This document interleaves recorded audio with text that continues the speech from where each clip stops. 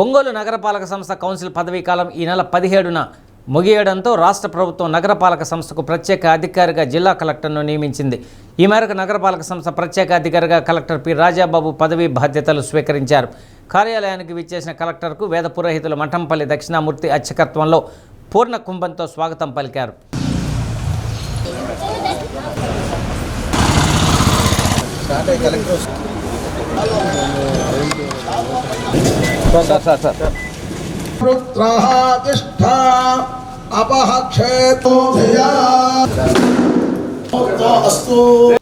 Visakhapatnam municipal కమిషనర్గా పనిచేసిన అనుభవంతో ఒంగోలు నగరాన్ని మరింత అభివృద్ధి చేస్తామని కలెక్టర్ అన్నారు.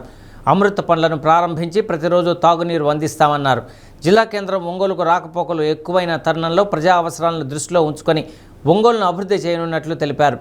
పురాతన చరిత్ర కలిగిన ఒంగోలు నగరపాలక సంస్థ ప్రతిష్ట పెంచేందుకు అందరూ కలిసి పనిచేయాలని ప్రత్యేక అధికారి రాజాబాబు కోరారు.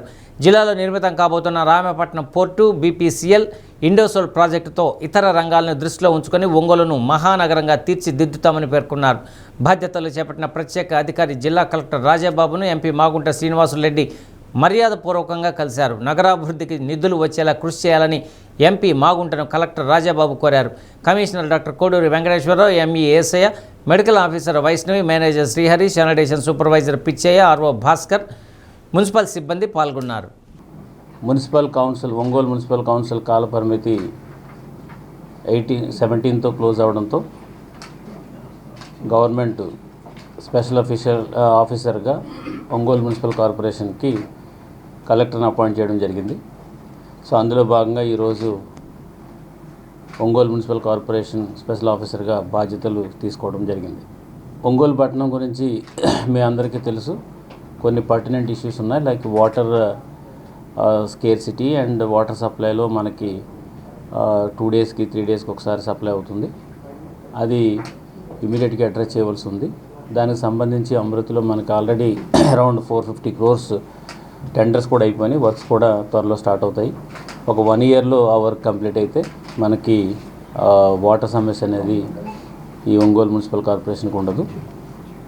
అదేవిధంగా దీంతోపాటు డెవలప్మెంట్ అనేది చాలా చాలా ఇంపార్టెంట్. సో దాని మీద కూడా మనం ఫోకస్ చేస్తాము.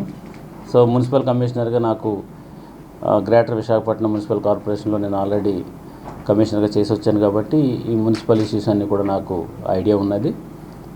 సో డెవలప్మెంట్ మీద ఎక్కువ మనం ఫోకస్ చేయాలి. రెవెన్యూ ఉంటేనే దాన్ని మనం అభివృద్ధి చేయగలుగుతాం కాబట్టి రెవెన్యూ పెంచుతాం.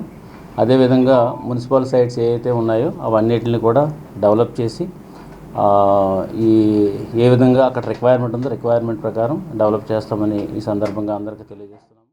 సో మన మున్సిపల్ కార్పొరేషన్ మిస్ అయింది.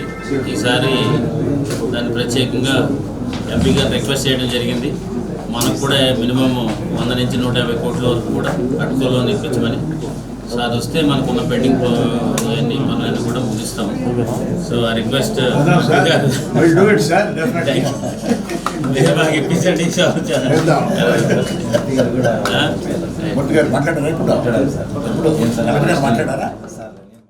లైట్ చేస్తా ఇప్పుడు